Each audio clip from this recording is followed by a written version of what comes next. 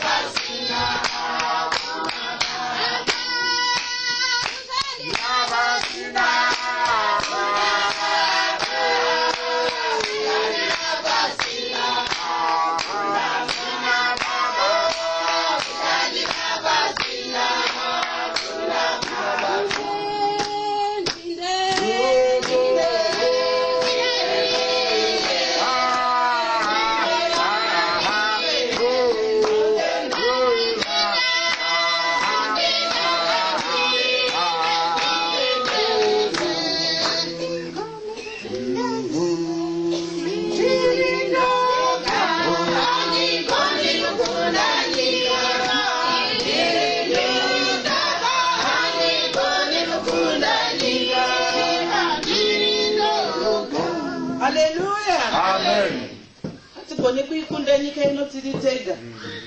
Taura mutaura anga ari pano arikutaura iye kuti hapana zvatinogona kuita kana tisina simba raMwari. Hapana chatinogona kuita nyangwe tiedze nenzira dzipi. Mutaura anga ari pano ataura iye kuti tingaedza kurwisana nevakaipa, tichirwisana nenyama hatikurire, hatitombogone kukurira. Simba raMwari riri kudikana kana tiri kuzviti tiri vana vaMwari, kana tiri kutotenda kuti tiri vana vaMwari. Simba raMwari ngarishande matiri. Zvakare ndinotenda nezvaanga ari kutaura kuti akabva pano kuti ichoice yedu kuti tiri kuda here kuteera izvozvo kana kuti hatisi kuda. Tikazama nemasimba edu zvechokwadi tichazama, asi hazvina future, zviri temporary. Zvinhu zvaMwari ndo zviri permanent. Tive mashoko edu. Tsamba yedu yavhura basa iri kunadzwa wokutanga. Musoro shoko noti Antikristu nokuuya kwashe pa26 verse. Zvinhu izvi ndakakunyorerai pamusoro pavanokutsausai. Kana murimi kuzodzwa kwamakagamuchira kwaari kunogara mamuri, hamufaniri kuti mudzidziswe nomunhu. Haleluya. Kuzodzwa kwari kunogara matiri, kuri kutogara matiri. Kuzodzwa kwakuna question yekuti tiri kubvunzana kuti nhasi wakazodzwa here, asi defect yekuti takangogamuchira Ishe Jesu. Kuzodzwa uku kwava matiri, hatisi kudzidziswa nemunhu, asi tiri kudzidziswa naMweya Mutsvene.